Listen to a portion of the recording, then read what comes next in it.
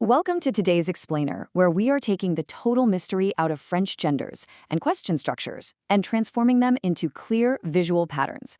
Let's be honest, if you've ever felt like French grammar is just this massive, unpredictable guessing game, you are in exactly the right place. Today, we're taking all that frustration out of the learning process by making the language highly visual, structured, and, dare I say, logical? Okay, so here's our roadmap for today. First, unlocking French noun genders. Second, the 4 determiner types. Third, asking yes or no questions. Fourth, the 7 question words. And finally, some real-world dialogue practice. Let's dive right in. Before we even get to the grammar, you absolutely need to memorize this golden rule because your mouth needs practice just as much as your ears do. I literally cannot stress this enough. Never learn a French noun alone. Always, always learn it with its article. As we go through this explainer together, I want you to physically say the words out loud.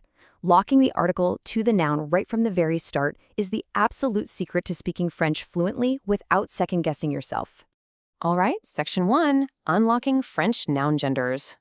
Now, look at how we've separated our objects here. We've got masculine objects using le and feminine using la.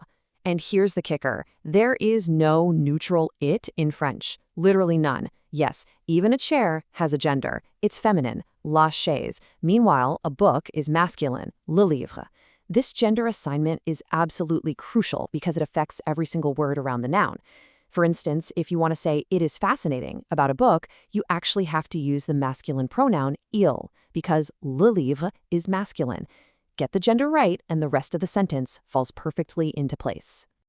And you know, these gender rules don't just stop at objects. They apply directly to people, too, shifting both the article and the ending of the noun at the same time. So a male student is un étudiant, but a female student becomes une étudiante. The article and the noun lock together to tell you exactly who we're talking about, completely changing the structure and the sound of the phrase. Okay, let's test that active recall right now. Say your answer out loud. Think about the word for window, fenêtre. Is it preceded by la or le? Don't just think it in your head, actually shout it out. Well, if you said la fenêtre, you absolutely nailed it. By doing that, you're locking that feminine article directly to the noun in your memory. Every single time you practice this way, you're building a reflex. It's not just fenêtre, it is la fenêtre. Let's move on to section 2, the 4 determiner types. Think of these 4 determiners as your ultimate real-world cheat sheet for spotting noun genders out in the wild. We have definite articles like le, la, and les, which just mean the. Then indefinite articles like un, une, and des, which mean an, or some. Possessive determiners like ma or ma for my. And finally, demonstrative determiners like ce or cet for this or that. When you're reading French, these little words are basically massive neon signs pointing straight to the gender of the noun that follows them. Let's do another really quick check. And keep this in mind. The possessive must agree with the gender of the noun, not the speaker. So if you want to say my sister, do you use mon or ma? Remember, even if you are a guy speaking, the grammar rule is tied to the object being possessed. Since sir, sister, is feminine, you absolutely must say ma sœur. All right, section 3, asking yes or no questions. Meet your new best friend in everyday French. Est-ce que? You literally just stick this in front of a statement like tu es Canadien, and boom, you instantly have a question. Now, it translates literally to is it that? But honestly, you should just view it as a universal question trigger. Tu es Canadien means you are Canadian. Add the trigger to the front. Est-ce que tu es Canadien? And just like that, you asked, are you Canadian? It is incredibly reliable. Now, for slightly more polite or written speech, we use what's called the formal inversion method. And here's exactly how you flip the structure. Step 1, take your normal statement. Tu as un chat, you have a cat. Step 2, you just swap the subject and the verb to get as-tu. Step 3, tie them together with a little hyphen to finalize the formal question. As-tu un chat? It's a very elegant, almost mathematical way to construct a sentence, right? So to summarize all that, you basically have 3 distinct methods for asking yes or no questions, and it's based entirely on your formality level. You've got est-ce que plus your statement for practical everyday stuff. You have the inversion method for formal or written scenarios. And finally, you have rising intonation, where you literally just raise your voice at the end of a statement, like tu as un chat? Just keep in mind that last one is super casual and really should be reserved just for friends and family. Here's a quick pro tip. You should memorize this specific phrase as a complete unit because it perfectly uses puis-je, which is the highly formal inverted form of pouvoir. Puis-je aller aux toilettes translates to may I go to the bathroom.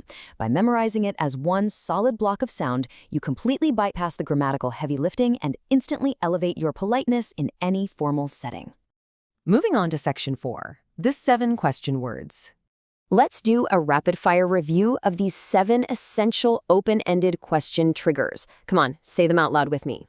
Où for where, quand for when, comment for how, pourquoi for why, combien for how much or how many, qui for who, and que or quoi for what.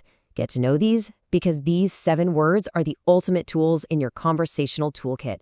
All right, time for some reverse recall. Remember that in French, you don't say you are an age. You ask what age someone has. So, try to form the question right now. If the answer is, I am 35 years old, how do you ask, how old are you in French? Take a second. The answer is, quel âge as-tu? Literally, what age do you have?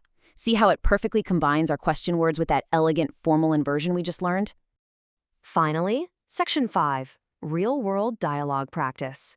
Let's actually hear this in action. Listen in on Marie.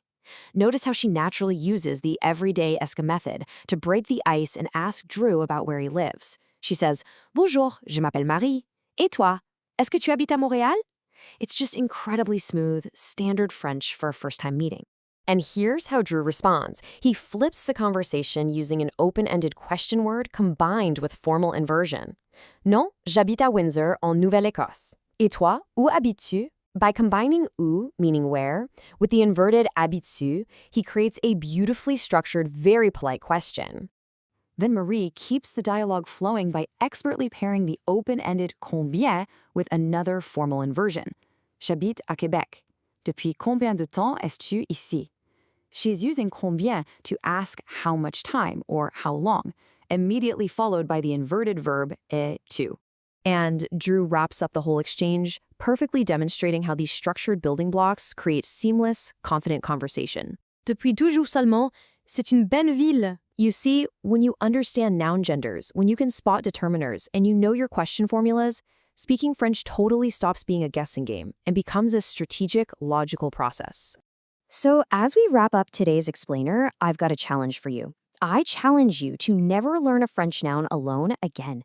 Pick one object around you right now, look up its gender, and lock that determiner in your mind. But beware.